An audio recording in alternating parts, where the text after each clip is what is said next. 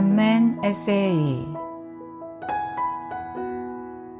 이 물을 마시는 사람, 내가 주는 물을 마시는 사람.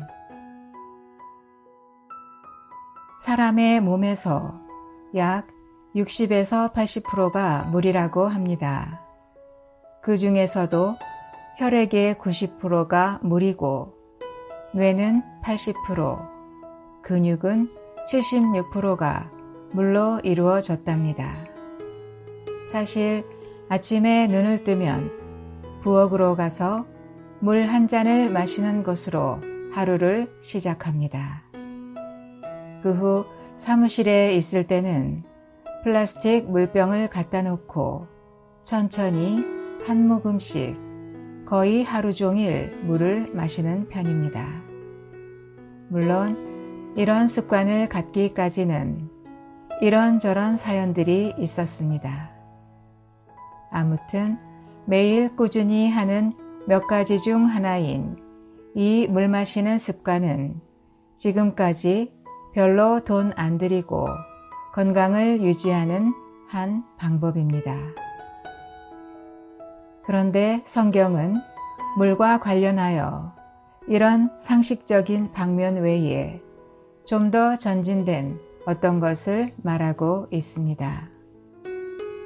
주님과 사마리아 여인이 수가의 우물가에서 주고받은 아래의 대화 내용을 깊이 묵상할 때 물 마시는 문제가 일반적으로 생각하는 것보다 더 깊은 의미가 있음을 보게 되었습니다. 예수님께서 대답하셨다. 이 물을 마시는 사람마다 다시 목마를 것이지만 누구든지 내가 주는 물을 마시는 사람은 영원히 목마르지 않을 것입니다. 요한복음 4장 13절에서 14절. 물론 위 본문에서 말한 이 물은 1차적으로 사마리아 여인이 야곱의 우물에서 길어올린 진짜 물을 가리킵니다. 그러나 요한복음이 영적인 의미가 담긴 책임을 감안할 때 우리는 이 물은 더 전진된 어떤 의미를 내포한다고 보아야 할 것입니다.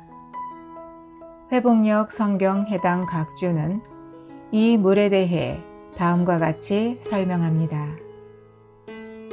이것은 물질적인 것을 누리는 것과 세상적인 오락을 통해 얻은 쾌락을 상징한다. 이런 것들은 사람의 깊은 속에 있는 목마름을 해결하지 못한다. 사람은 이런 물질적이고 세상적인 물을 아무리 많이 마셔도 다시 목마를 것이다. 사람이 이 물을 마시면 마실수록 그 목마름은 더욱 심해질 것이다. 이런 맥락에서 본다면 남편 5이 있었고 지금 있는 남편도 자기 남편이 아닌 한 여인은 또한 우리들 자신일 수도 있을 것입니다. 과거를 돌이켜 볼 때 제게도 남편에 해당되는 어떤 것들이 있었습니다. 저 역시 그것에서 맛보는 부족 내지는 어떤 갈증은 또 다른 남편을 소유하는 것으로는 채워지지 않았습니다. 즉, 어떤 시인이 표현했던 것처럼 타는 목마름을 느끼던 적이 있었지만 그것이 진짜 수분 부족의 상태를 가리키는 것이 아님은 자명합니다. 이런 연장에서 회복력 성경 해당 각주는 이 부분을 아래와 같이 설명하고 있습니다. 그 여인은 첫 번째 남편을 맞이하여 그 물을 마셔보았으나 만족이 없었다. 그 다음에 그녀는 두 번째, 세 번째, 네 번째, 다섯 번째 남편을 맞이하여 보았다. 그들 중 아무도 그녀를 만족하게 하지 못했으므로 그녀는 또 다른 남편을 맞이하고 있었다. 그녀가 남편을 바꾼 것은 그 물을 아무리 마셔도 여전히 목말랐다는 것을 충분히 증명한다. 이 물을 마시는 사람마다 다시 목마를 것입니다. 주님의 이 말씀은 참되다. 그렇다면 이제 이처럼 갈증만 더해주는 이 물과 대비되는 내가 주는 물은 과연 무엇인지, 그리고 우리가 그 물을 구체적으로 어떻게 마실 수 있는지가 궁금해질 수 있습니다.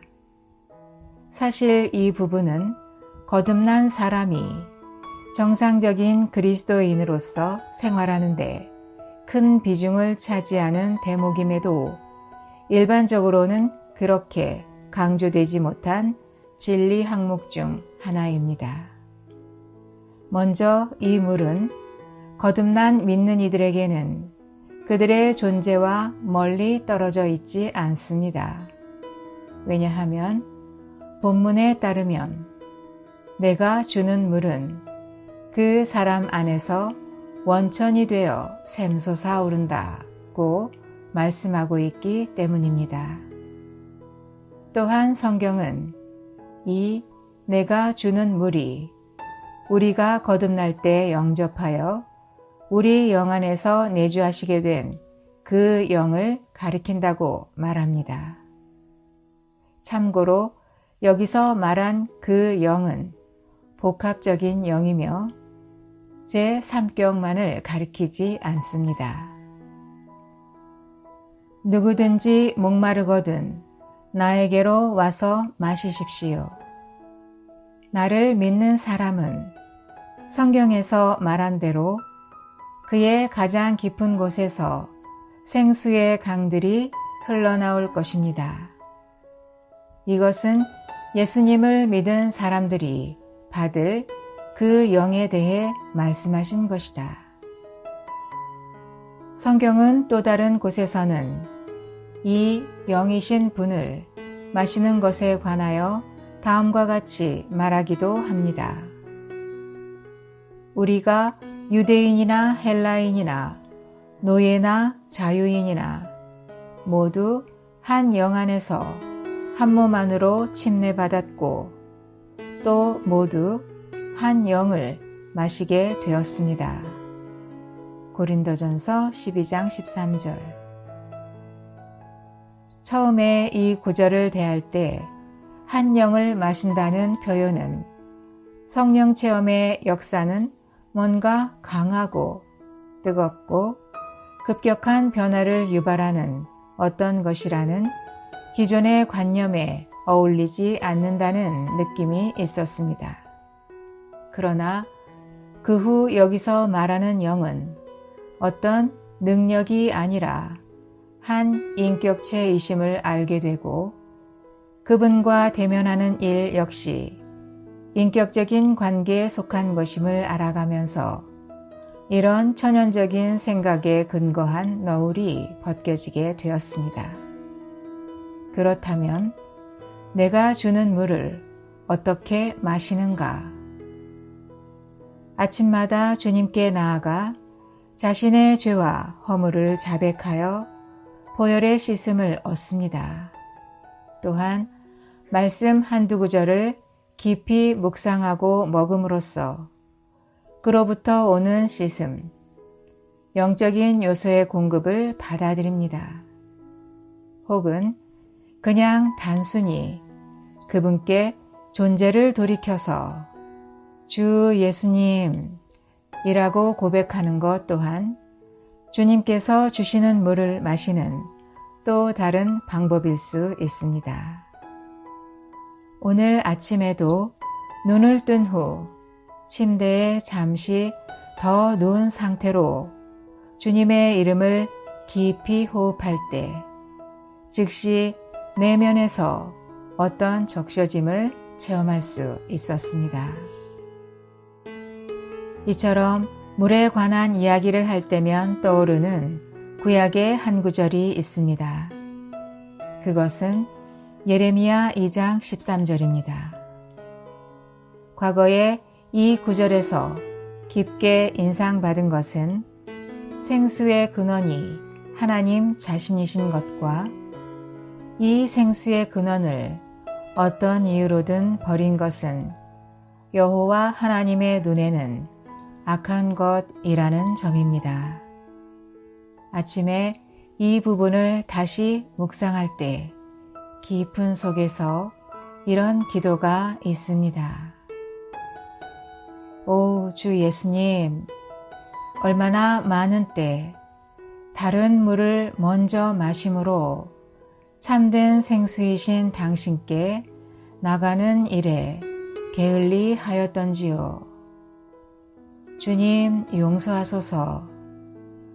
쏟아지는 정보의 홍수 속에서도 깊은 속은 여전히 목마르지만 그럼에도 불구하고 여전히 생수에 근원된 당신을 얻도록 말씀 앞에 나아가는 것에도 장애가 느껴질 때가 많음을 고백합니다.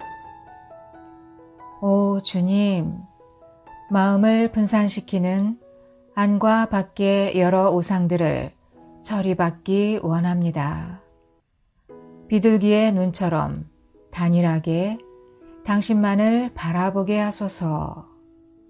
당신만을 생수로 마시기 원합니다. 오 우리의 온 존재를 정결케 하옵소서. 단일하게 하옵소서. 다른 일로 마음이 분산되지 않도록 지켜 주옵소서.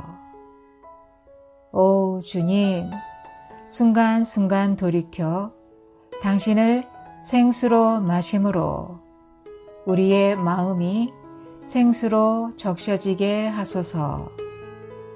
가시와 엉겅퀴를 제하시고 먹기에 좋은 채소를 내게 하소서.